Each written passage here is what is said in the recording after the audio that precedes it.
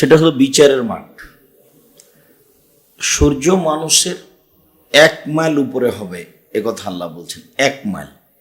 আমরা ছোট থেকে বক্তব্য শুনেছি মাওলানাদের মুখে যে আধাত, আমরা তো আধাত শুনে অভ্যাসী। আমি কারো তেমন বক্তব্য আমার মনে নেই, তবে আমি 2-1 জনের বক্তব্য শুনেছি। তার মধ্যে এই আপনার চারঘাটের এলাকার একজন মাওলানা ছিলেন, মাথায় পাগড়ি বেঁধে থাকতেন, আবুল কালাম আজাদ, নন্দনগাছি। তো ওনার একটা বক্তব্য আমার মনে আছে, সেটা অনুমান হতে পারে 1978-79 বা 80 সালের দিকের বক্তব্যটা হতে পারে। নাচল মাদ্রাসার ছাত্র আমরা তখন। সঙ্গে দাদি ক্যাঁথার গাদি রইবে পড়ে দুনিয়ায়, এটা। আর বাকি অংশ যে কি, মানে দান চাচ্ছে, দান। সঙ্গে দাদি ক্যাঁথার গাদি রইবে পড়ে দুনিয়ায়। উনি বক্তব্য দিচ্ছেন দানের, এইটা একটা অংশ। আর আব্দুল মালিক নামে জামাত ইসলাম করতেন একটা লোক, গোদাগাড়ির, কিছুদিন আগে মারা গেছেন। উনি, আমরা যখন পড়াশোনা করতে গেলাম তখন ওরা পড়াশোনা শেষ করলেন। তো উনি, ওনার বক্তব্য আমার একটা মনে আছে, 78-79 সালের বক্তব্য হবে। ধাগাওয়ালা আইসা বলে ধাগা লিবা ধাগা, কেউ বলে লাল লিব, কেউ বলে কালো, কেউ বলে এমিন শাটার ধাগা লয় খুব ভালো। এইটা বক্তব্য আমার মনে পড়ছে। আমি ওভাবে তো অত মনে নাই, আংশিকভাবে একটু মনে আছে। আর আমি আবার নাম না উল্লেখ করে বলি, সেটা হলে এই যে বাপ মায়ের সেবাতে একজন বক্তব্য দিয়েছেন একদিন। বাবা বাইজিদ গভীর রাতে একদিন বাইজিদের মাথা পানি চাইলেন। বাইজিদ উঠে দেখলেন বাড়িতে পানি নাই, দূরে পানি আনতে চলে গেলেন।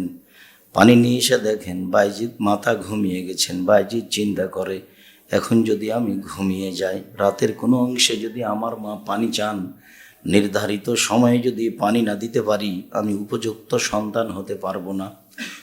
এইটা মনে করে বাইজিদ গিলাস হাতে করে মায়ের মাথার পাশে দাঁড়িয়ে থাকলেন। থাকতে থাকতে সকাল হয়ে গেল, মায়ের ঘুম ভেঙে গেল। মা দেখেন পাশে বাইজিদ দাঁড়িয়ে আছে। বাবা বাইজিদ, তুমি কেন মাথার পাশে দাঁড়িয়ে আছো? আম্মা, আপনি সন্ধ্যা রাতে পানি চেয়েছিলেন, দেখি বাড়িতে পানি নাই, দূরে পানি আনতে চলে গেলাম, পানি নিয়ে এসে দেখে আপনি ঘুমিয়ে গেছেন। আমি চিন্তা করলাম গিলাস রেখে যদি আমি ঘুমিয়ে যাই, আমার মা যদি রাতের কোনো অংশে পানি চান, আমি যদি নির্ধারিত সময় দিতে না পারি, তাহলে আমি উপযুক্ত সন্তান হতে পারবো না। তাই আমি গিলাস হাতে করে আপনার মাথার পাশে দাঁড়িয়ে আছি। মা গিলাসটা হাতে নিয়ে পানিটুকু পান করে নিয়ে আল্লাহর কাছে দোয়া করতে লাগলেন, আল্লাহ তুমি আমার বাইজিদকে কবুল করো। মায়ের দোয়া কবুল হয়ে গেল, বাইজিদ বড় আলেম হয়ে গেলেন।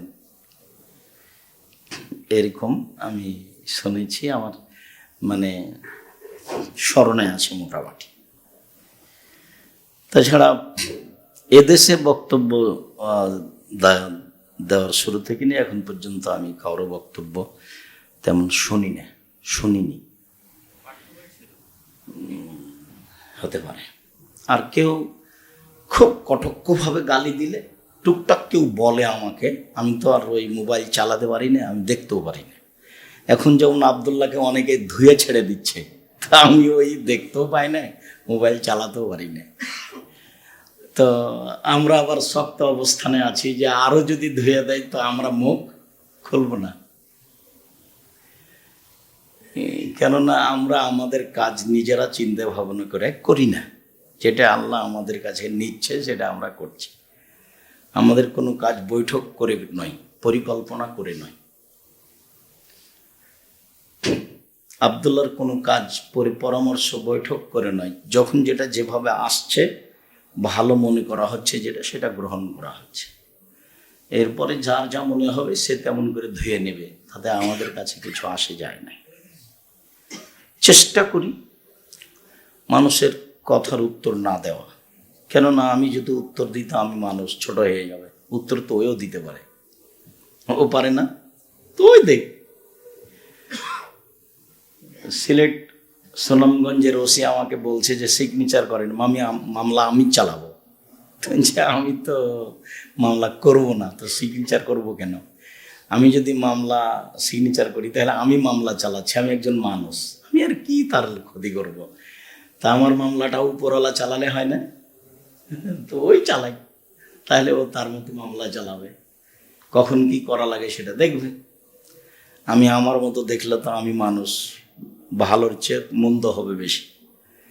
তা আমার মতো না করে তার মতো করতে বলি, তাহলে সহজ হবে। আল্লাহ রহম করো। রাসূল সাল্লাল্লাহু আলাইহি সাল্লাম বলছেন, 7 শ্রেণীর মানুষ বিশেষ ছায়াতলে থাকবে। সেই দিন আল্লাহর ছায়া ছাড়া কোনো ছায়া থাকবে না। সেদিন সূর্য মাথার 1 মাইল উপরে থাকবে, এটা বুখারী মুসলিমের হাদিস। আর আধাত উপরে থাকবে, এটা আমাদের শোনা কথা। এইখান থেকে কথা এসেছে যেগুলো এতক্ষণ পর্যন্ত শোনালাম, আমরাও বক্তব্য শুনেছি এরকম। তাতে আব্দুল কাদের জিলানীকে নিয়ে আমি খুব অবাক শুনেছি। বগুড়া নগর মাদ্রাসায় একজন বক্তব্য দিচ্ছেন এক মাওলানা। উনি বলছেন যে আব্দুল কাদের জিলানীর বাড়িতে ভিক্ষুক ভিক্ষা করতে এসেছে। তো আব্দুল কাদের জিলানীর মা ভিক্ষা দিতে গেছে। তা আব্দুল কাদের জিলানীর মাকে দেখে ভিক্ষুক আকৃষ্ট হয়েছে, তার মার সাথে অন্যায় করবে। তো এইটা আব্দুল কাদের জিলানী পেটে জানতে পেরেছে, পেট থেকে তখনও বাঘের আকৃতিতে বের হয়ে ফকিরকে হত্যা করেছে। এটা ওনার বক্তব্য জনগণের সামনে, আলেম মাদ্রাসায়। তাহলে ছাত্রছাত্রী আছে, শিক্ষক শিক্ষিকা আছে, অনেক আছে, এলাকাবাসী আছে বগুড়ার নগর মাদ্রাসায়। আজকে তার কাছাকাছি যাবো ইনশাল্লাহ। তো বক্তব্য দিলেন। তা আমি আবার একদিন পরে যাচ্ছি, যে গিয়ে বলছে, আচ্ছা কেউ যদি ওখানে লাফ দিয়ে দাঁড়িয়ে বলতো, পেটের মধ্যে থেকে তো বাঘের আকৃতিতে বের হলেন, তো ঢুকলেন কিভাবে? হ্যাঁ, এইটা তো, কেননা তার প্রসাবের সময় এখনো হয়নি, তাহলে পেটের মধ্যে যাওয়ার একটা বিবরণ দিতে হবে। আর ও তো জেনা করেনি, এখন তাকে হত্যা করা যাবে কি না?